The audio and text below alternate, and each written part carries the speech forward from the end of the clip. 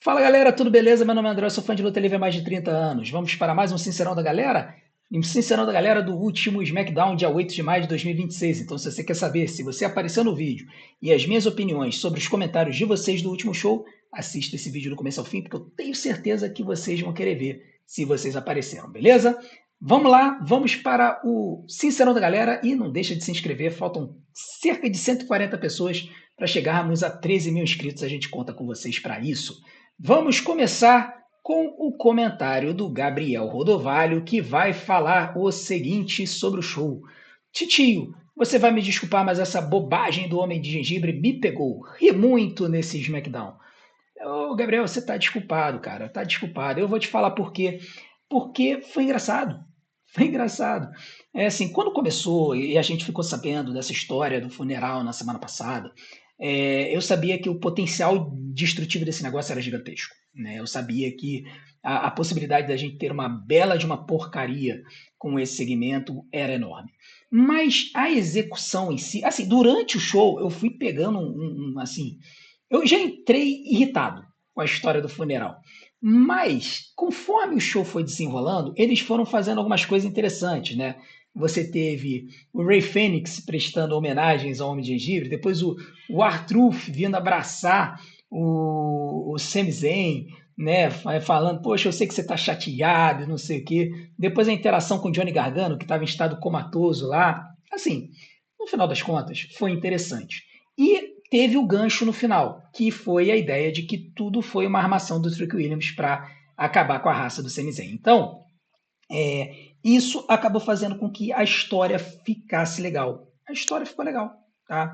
Então, quando a gente considera tudo isso, a gente pensa, e cara, no final das contas, acabou que o show ficou interessante. O final foi legal, o final do show foi legal. A gente teve o Homem de Gengibre ressuscitando, fazendo se levantando como o Undertaker, tirando a máscara e mostrando o Little Yari com uma cara psicótica, e ele estraçalhando o Sami Zayn, e depois o Trick Williams mandando trick shot. Foi legal de ver.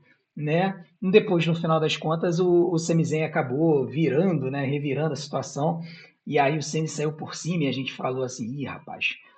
Na verdade, o Trick Williams acertou o Ceni, né? O Ceni saiu por cima, depois ele acabou sendo estraçalhado, o Trick saiu por cima, a gente falou, ih, o Trick vai perder esse título no Backlash. E acabou que, no final das contas, não aconteceu, né? A gente vai fazer o sincerão do Backlash num outro vídeo. Mas eu acho que, no final das contas, foi divertido, foi interessante de ver essa situação. E a forma como foi feita foi tão tosca, com o coral desafinado, com as imagens de IA, AI Slop. Cara, foi tão tosco o negócio que acabou ficando engraçado. Tá? Então, às vezes a gente tem que tomar a coisa toda assim, com uma leveza de coração. Essa que é a verdade. Inclusive, o pessoal notou num outro comentário que eu não botei que o Trick Williams deu uma piscadinha para a câmera. E na hora a gente não percebeu, né? Mas a piscadinha para a câmera era para avisar certamente que tinha coisa boa vindo por aí. Então, vamos ver. Eu acho que, bom, agora a história do Homem de Gengibre morreu, né, de vez. Né? Enterraram o Homem de Gengibre, serviu o seu propósito. E o Trick Williams vai seguir em frente com a sua vida. Eu não sei se essa rivalidade continua, sinceramente. Né? A gente vai falar sobre isso no vídeo do Backlash, mas eu acho que serviu o seu propósito, tá? Eu acho que serviu o seu propósito. Agora, o Ofardes, ele chegou e fez um comentário sobre essa história toda. Ele vai dizer o seguinte: como eu falei da última vez, essa história do Homem de Gengibre era uma desculpa qualquer para o Trick descer o sarrafo no Semi. E esse segmento foi muito divertido. Só não entendi uma coisa: o Trick fez esse funeral para bater no Semi, certo? Todo mundo que estava prestando condolências no backstage estava enganando o Semi? Não, isso se chama furo de roteiro. Isso se chama furo de roteiro. Assim, as pessoas que não eram lutadores poderiam até ter sido contratadas pelo Trick Williams, tá? Tinha pessoas lá, inclusive o Sami Zayn, ele fala isso, quando ele tá lá nos bastidores, ele fala, mas quem são essas pessoas? Eu não sei quem são essas pessoas. Claramente dando a entender que tinha sido pessoas contratadas pelo Trick. Mas a parada foram os lutadores, né? Porque teve o Ray Fênix, teve o Slow Garza, né? Então, essa galera, assim, entristecida pelo Homem de Gengibre ficou esquisito, sabe? Ficou estranho. A não ser que seja a WWE colocando gente para bater de frente com o Sami Zayn depois, com esse pessoal falando que estava trolando, né, ou troslando, como fala o outro, o Sami Zayn, para mim, sofro de roteiro. Né? Como eu falei, os extras podem ter sido contratados pelo Trick, mas o Nick Aldis, por exemplo, eu acho que ele estava só se divertindo. Mas o Silver Ray Fênix, os Los Gas, aí ficou meio esquisito, né? Aí a gente vai ter que ver qual é a explicação que a WWE vai dar. Tá? Fora isso, eu acho que foi bem tranquilo a história toda. Agora, vamos falar um pouquinho do Fatal Influence, né? Nós tivemos no SmackDown a luta de trios entre Fatal Influence e Alexa Bliss, Charlotte Flair e Rhea Ripley, três lendas da companhia, e que o Fatal Influence venceu. Né? O Fatal Influence venceu a luta graças à interferência de uma ex-campeã da WWE. E aí a gente vai falar, é óbvio, sobre o Fatal Influence. Daniel Bessa vai dizer o seguinte: tiozão, o push que a WWE está dando para a Fatal Influence não está no gibi. Eu acompanhei essas três na NXT, elas são maravilhosas nas personas e no ringue também. Não vai demorar muito para essa pedra que o Senhor cantou acontecer, que é a Jace ganhar o título indiscutível feminino e as meninas vencerem o título de duplas. É só esperar e ver essa mágica acontecer. Pois essa é a minha previsão, tá? Assim, eu espero que aconteça. Na verdade, é uma esperança mais do que uma previsão, um spoiler, né? Porque a WWE realmente está elevando o Fatal Influence a um nível que eu não vejo há muito tempo, tá? É, a forma como a Jacy Jayne, a Fallon Henley e a Laney Reed subiram, batendo de frente em três múltiplas vezes campeãs da WWE, é um absurdo. E não é um push gratuito, não é forçado. Tudo bem, você pode considerar um pouco forçado porque elas acabaram de chegar e foram jogadas no topo. Mas é o que a gente fala, que de vez em quando é um forçado bom, quando você tem lutadoras com talento extremo e que são colocadas, de repente, no lugar que elas deveriam estar. A verdade é que a Jacy Jayne, ela passou muito tempo no NXT. Ela conseguiu recriar a sua persona. Depois, ela começou com uma persona muito parecida na época do Toxic Attraction, junto com a Didi Dolan e a Mandy Rose. Depois, a Mandy Rose foi mandada embora, o Toxic Attraction basicamente morreu. A Jacy Jayne ficou perdida no roster, chegou a se lesionar. E quando ela voltou com o Fatal Influence surgindo, ela ganhou uma confiança absurda.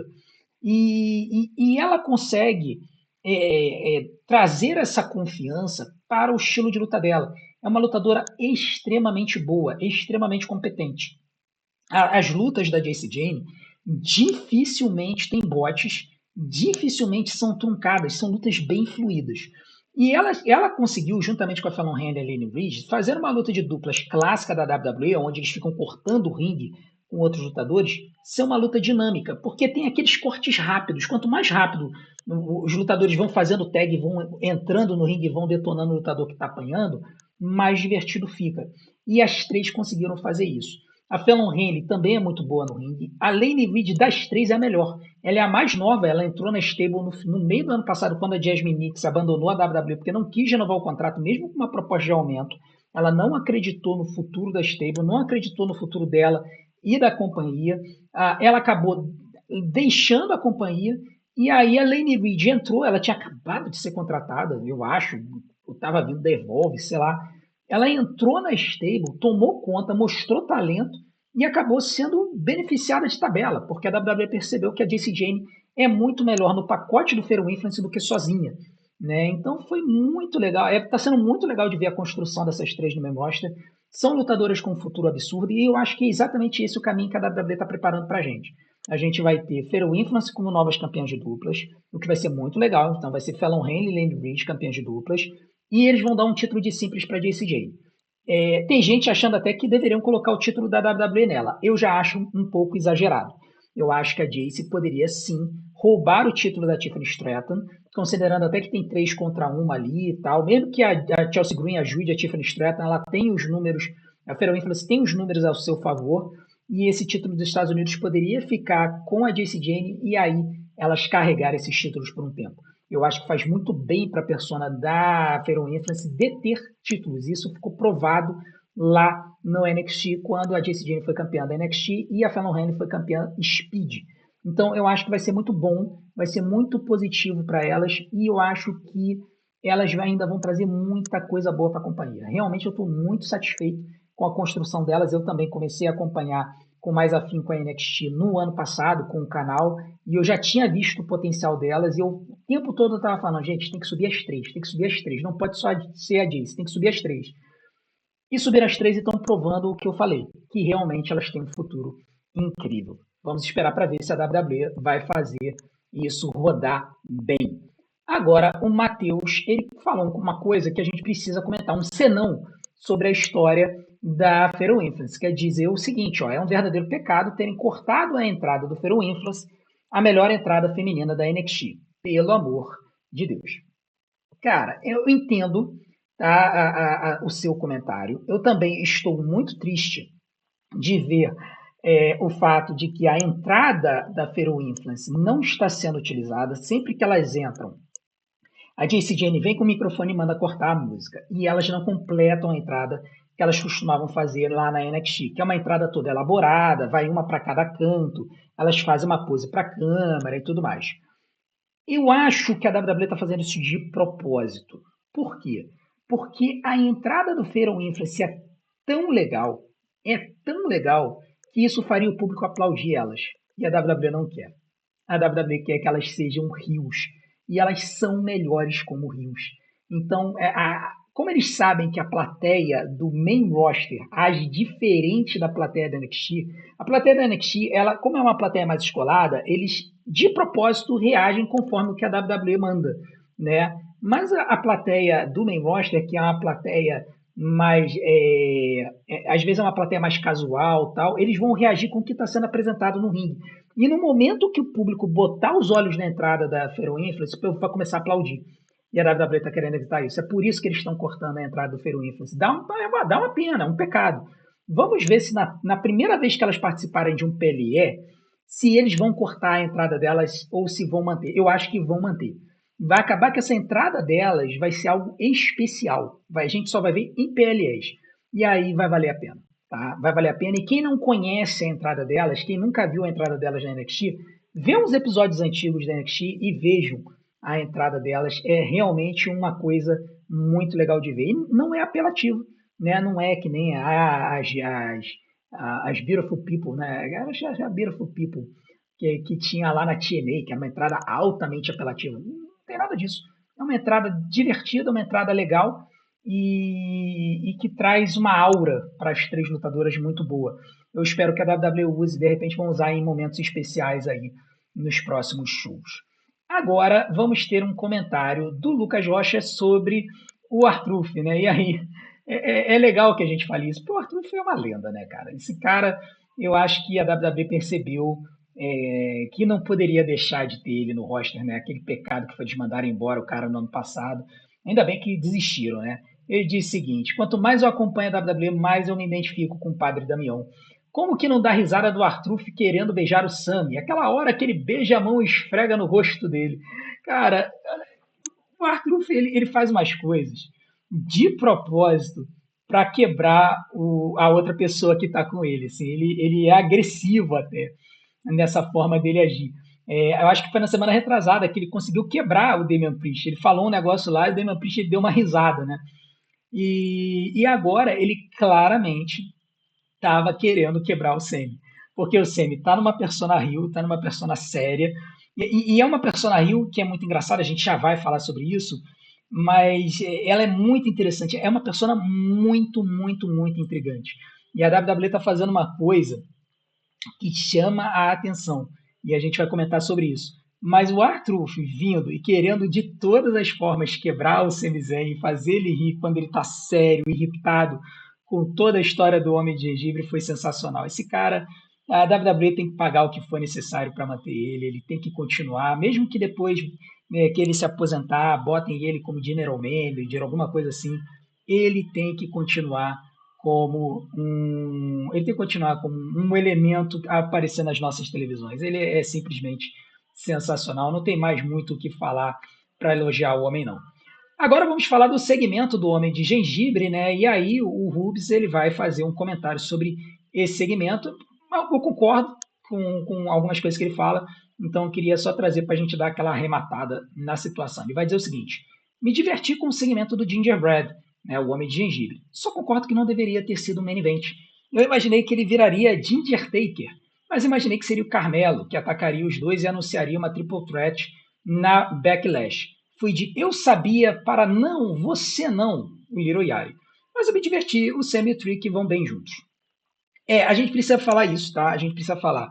Primeiro, concordo, não era segmento para main event, eu acho que poderia ter acontecido na cabeça da hora, às 11 horas da noite, tá? Eu acho que se tivesse acontecido naquele momento ali, teria sido legal, mas eu entendo a WWE ter colocado para o final do show, considerando que foi uma pegadinha para poder fazer o Little Air aparecer e fazer o Sami Zayn apanhar, né? Eu entendi qual foi o sentido da coisa. Mas a verdade é que a dupla Trick Williams e Sami Zayn tá dando muito certo. Assim, a dinâmica deles conversando e tudo mais, a dinâmica deles interagindo está sendo muito boa. Trick Williams já é full face, na minha opinião, ele já é face, não tem muito o que discutir. O segmento dele, a música dele, ele cantando, cara, o que foi Trick Williams? Cantando, né? Com aquele coral desafinado. Ele fez. Tá? A gente não precisa mais discutir. Trick Williams é twin. Não, ele fez. Ele fez. Já o caso do Sami Zayn, ele é um caso interessante. Né? E aí teve até um comentário que o Stu fez que mostra como essa persona do Sami Zayn ela tá engraçada. Ele vai dizer o seguinte: Sami foi o único lúcido o programa inteiro e ainda foi tratado como um maluco. Pior que o segmento foi engraçado, mas não valia o main event. Percebam a genialidade da WWE. A WWE basicamente fez o Sami Zayn ser a persona do típico crítico da WWE na IWC. Todas as falas do Sami Zayn durante o show foram falas de uma pessoa da IWC, como nós, né? IWC é Internet Wrestling Community, comunidade de wrestling da internet, comunidade de luta livre da internet. Uma pessoa como eu e você, que não é um Mark, né? Um Smart, aquela pessoa que conhece do negócio, que acha que sabe como é que funciona a luta livre, e a gente está aqui criticando a WWE por perder tempo de programa com essa história, de perder tempo do main event com essa história. Perceba, muita gente concordou comigo quando eu falei, olha, essa história não merecia o main event. Pois é, você me falou isso. Você me falou isso. Como é que pode uma história dessa, essa papagaiada, essa palhaçada, estar ocupando o espaço do main event do SmackDown? Um espaço que foi valorizado. Então, a WWE conseguiu transformar o Sami basicamente em nós. Nós somos o Sami Zayn. O Sami Zayn fala como nós falamos. Né? Ele é o voz dos sem voz. Só que ao contrário do Punk, que ao ser a voz dos sem voz era face, a WWE fez a voz dos sem voz ser um rio. Vejam que curioso. Nós estamos vendo o Sami Zayn usando as críticas que nós estamos fazendo, que nós fazemos, e eles conseguiram fazer com que o público nas arenas vai a nós. Nós da IWC estamos sendo vaiados pelos públicos das arenas por conta da forma como o Sami Zayn está sendo apresentado. Olha que interessante. Então, assim, eu nunca vi algo semelhante acontecer. Tudo bem, deve ter tido alguns lutadores no passado que criticaram bobeiras e tudo mais, mas não desse jeito. Não quebrando a quarta parede e falando coisas que nós falamos. Né? Então está sendo muito interessante ver essa dinâmica, na verdade, que parece que assim, as falas do Sami Zayn são as críticas da IWC que a WWE está trazendo para os shows e ao mesmo tempo batendo de frente.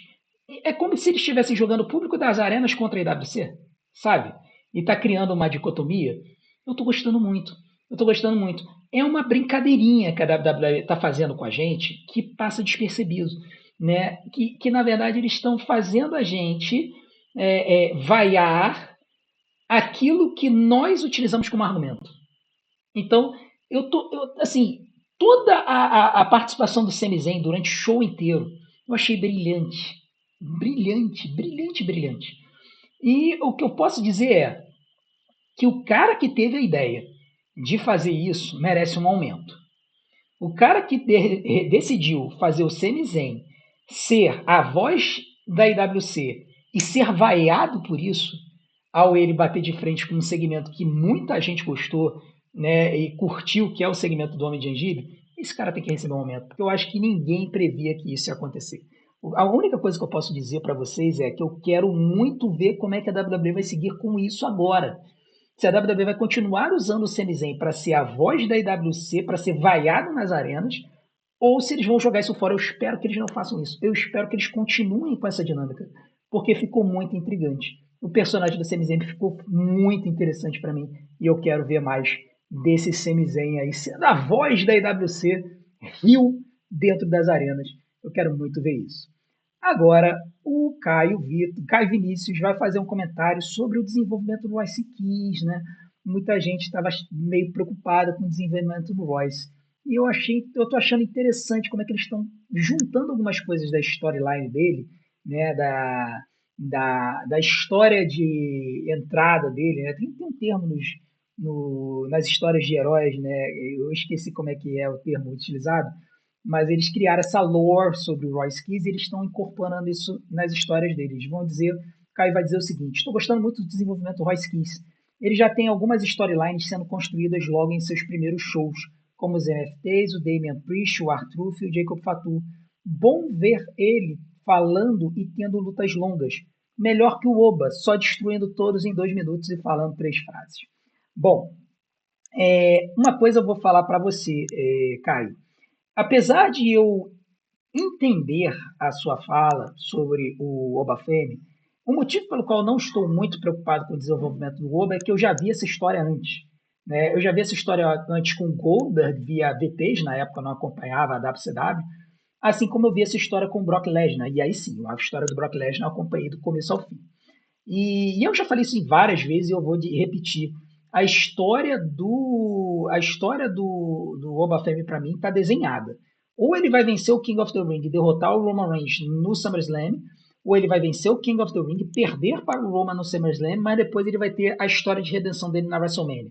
Não vai fugir disso. O Oba Femi vai ser campeão mundial e vai ser campeão mundial até a WrestleMania 43. Tá? Não vai fugir. Se fugir disso, a WWE está surtada, estão malucos, tem que internar uns 5 lá por não saberem como trabalhar. Agora, com relação ao Royce Keys, eu vou dizer que eles estão acertando muita mão na forma como eles estão incluindo o Royce em algumas histórias. Tá? Eu não sei se é verdade, mas o fato de que o Royce e o Jacob Fatu serem da mesma região pode ser realmente que eles tenham um relacionamento prévio à WWE. Eu não sei. Tá? Pode ser que seja kayfabe. Mas seja kayfabe ou não, eles criaram uma história dos dois aonde os dois vieram das ruas, vieram da pobreza e conseguiram superar isso.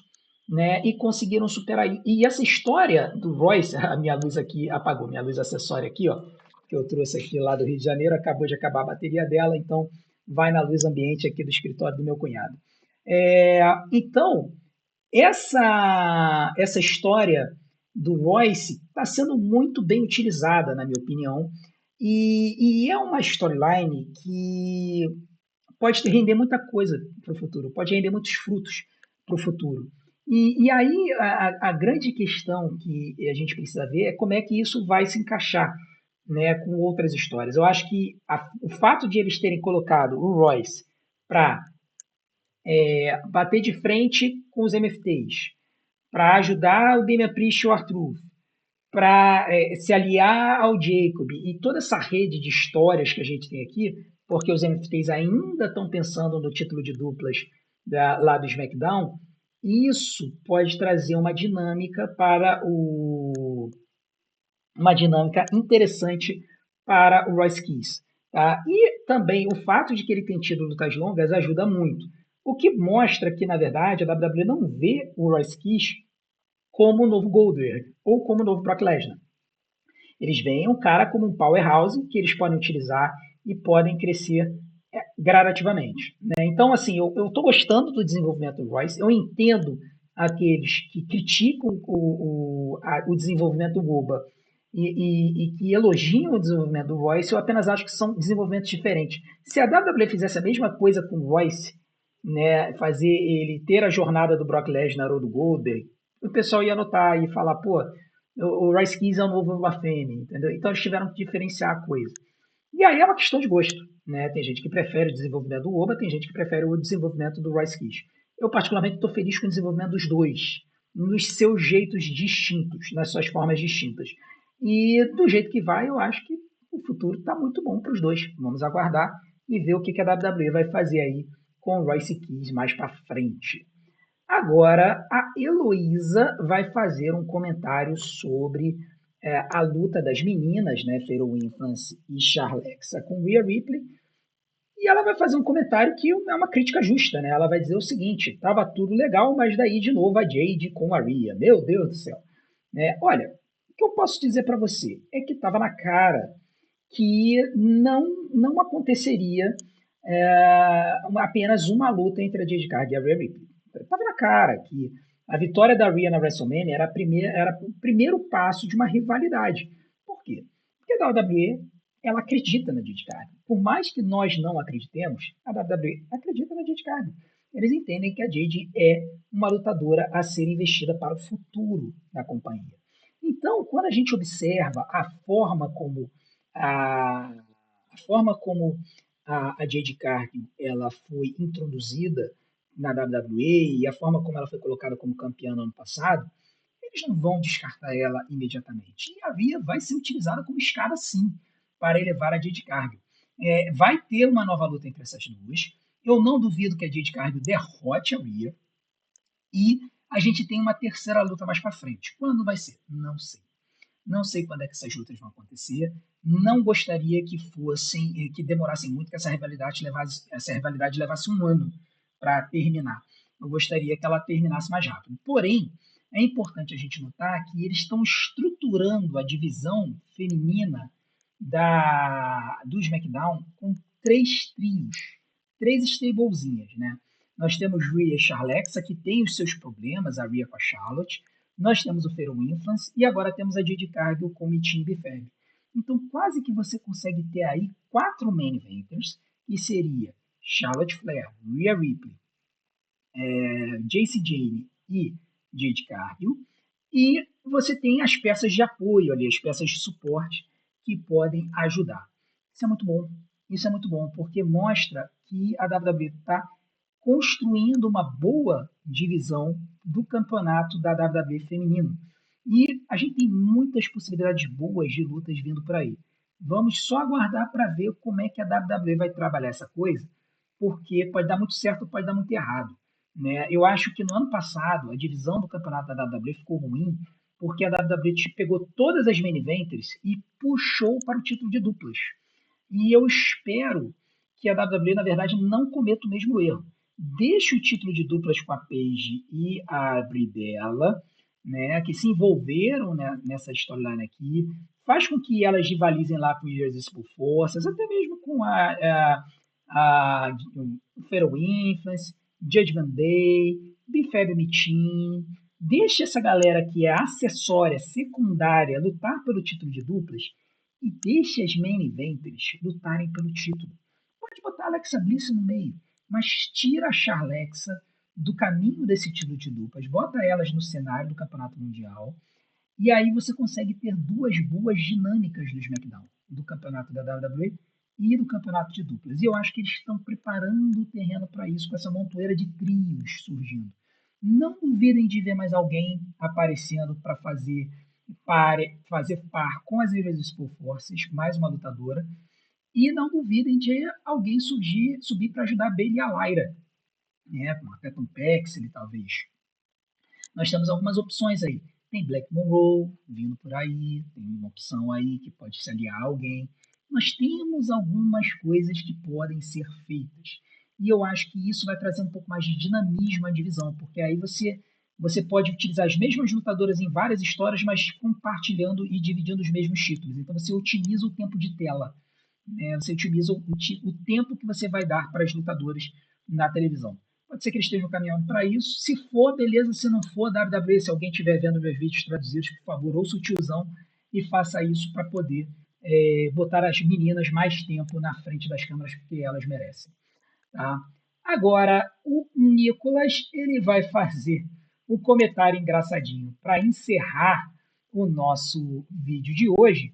E aí vai ser muito interessante que ele se tornou meio que especialista desses comentários. Né? Ele vai dizer o seguinte: esse ano de 2026 da WWE tá tão maluco que o Titio resolveu fazer as aberturas do vídeo nível Zezo, com óculos escuros, em reflexões sobre o segmento. Por um minuto achava que eu estava no canal errado ou no vídeo errado.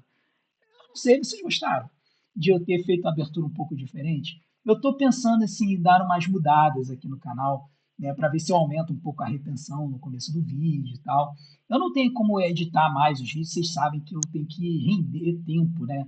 Eu tenho pouco tempo para gravar, então eu não posso perder tempo editando o vídeo. Principalmente esses vídeos de sincerão e tal, então eu utilizo aqui as ferramentas que eu tenho.